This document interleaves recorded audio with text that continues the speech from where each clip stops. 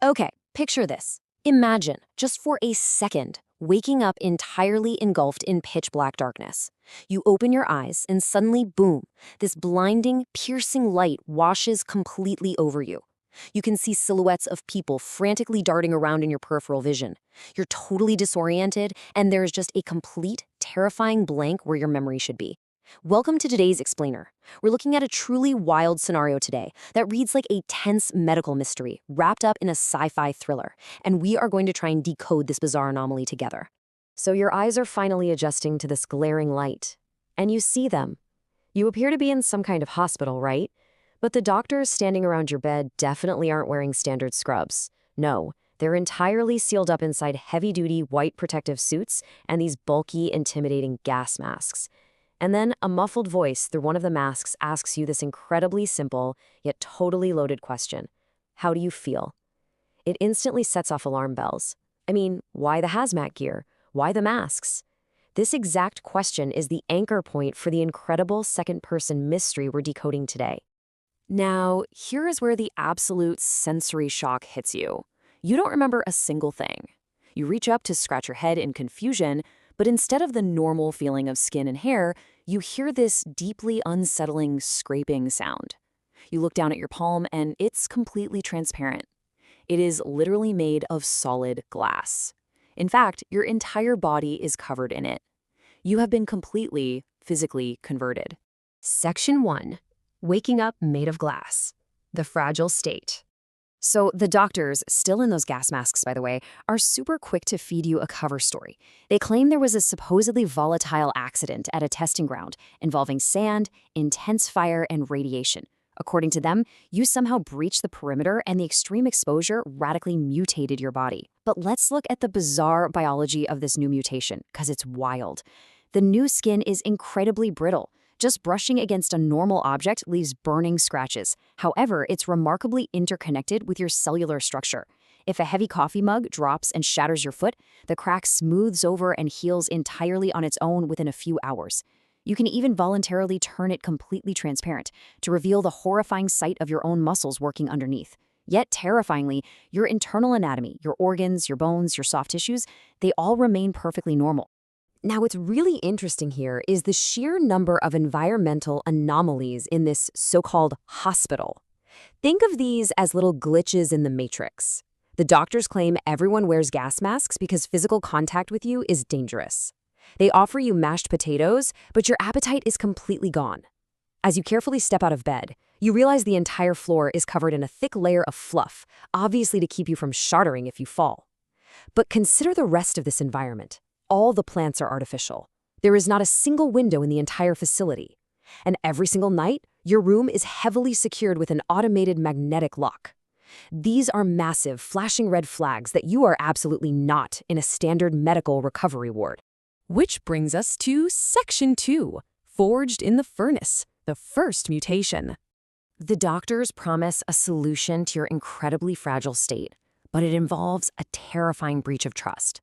Despite your protests that you're perfectly fine remaining brittle, they tightly strap you to a stretcher, wheel you into a massive, dark room, and force you to endure a harrowing tempering process. Against your screams, the gas-masked scientists shove you directly into a colossal cast-iron chamber roaring with flames. First, you're entirely enveloped in fire, feeling this extreme volcano-like heat. But surprisingly, there is absolutely zero pain response. Just as the heat reaches an unbearable apex, the flames vanish, and aggressive blasts of freezing cold air shoot from the chamber walls. Finally, as they pull you from the oven, you demand to be untied. The doctor just casually tells you to do it yourself. You flex, and with sudden, unbreakable muscular strength, you snap the heavy straps like they're literally made of paper. You've just received an immense physical upgrade. I mean, a real game changer. You've gone from a fragile state, where you literally required fluffy floors just to walk around safely, to tempered glass. The doctor reveals you're now stronger than concrete in most metals, and you spend the entire day testing this out. You are smashing your fists right through the walls of the facility. Fire, arrows, heavy hammers. Nothing can even scratch your renewed skin. You are basically a walking tank. Moving on to Section 3, the mirror mutation. Glitches in the matrix. At the end of your exhausting day of testing, something outside your room goes horribly wrong. A blaring alarm system triggers. Red lights are violently flashing through the halls. Amidst the deafening sirens, the doctors rush off in a total panic and make a fatal error. They forget to lock your door. So you slip out and duck into a nearby laboratory to hide from the sprinting guards. Inside, it's pure chaos. Ampules, bizarre instruments, and x-rays plaster the walls. You grab a small flashlight, and then you see it. A personal file sitting on a desk with your photograph clipped right to the front. But when you frantically flip through the pages to find out who you are and what the heck is happening to you, you can't read a single word. The documents are entirely covered in unknown alien symbols. It's not English, and it is definitely not any human language. Suddenly, bam, a young girl grabs you from behind. She is weeping, practically begging for help, as her tears drip directly onto your tempered glass hands. But right before scientists rush into the room to violently drag her away, she screams for you to run. You are then politely but very firmly escorted back to your room. Once you're alone, you notice a distinct, harsh smell wafting from your hands. This is a terrifying sensory anomaly. The girl's tears, they didn't smell like salt water. They smelled heavily of raw gasoline, and hidden deep in your pocket, you find a magnetic keycard that she somehow secretly slipped to you during the struggle. And this brilliantly illustrates your body's insane biological progression. You started fragile, right? Then you gained tempered strength. But pacing your room that night, anxious about escaping to go save the girl, your body undergoes a third phase. You look down and realize you can actually see your own reflection in your hands. Your skin has spontaneously mutated again, turning into a living, flawless mirror. It's a highly convenient defensive evolution popping up right when you need it most. All right, Section 4, a lab of superhumans, the breakout. So, armed with a stolen keycard and this wild new reflective skin, it's time to escape. You initiate a pretty clever ruse by working up a sweat on a treadmill and requesting a quick bathroom break. The gas-masked doctors agree, waiting just outside the bathroom door. Once inside, you activate your new abilities. You press yourself completely flat against the large mirror above the bathroom sink, and you remain perfectly, totally still. When the doctors finally burst in, speaking rapidly in their incomprehensible alien language, they sweep the room. One of them even looks directly at his own reflection right into your face and sees nothing but himself. It completely works. You successfully evade them, slipping out into the corridor once the coast is clear. Dodging guards by shifting your skin into a reflective camouflage, you literally punch your way through a dead-end wall and stumble into a massive main hall. What you find is a horrifying menagerie. The facility is filled with separate holding cells containing deeply mutated humans. There's a man pacing in a fireproof room completely engulfed in flames, a guy with lush plants sprouting from his scalp instead of hair, and the weeping girl with the gasoline tears. You swipe your stolen keycard, throwing all of their cell doors wide open to free them.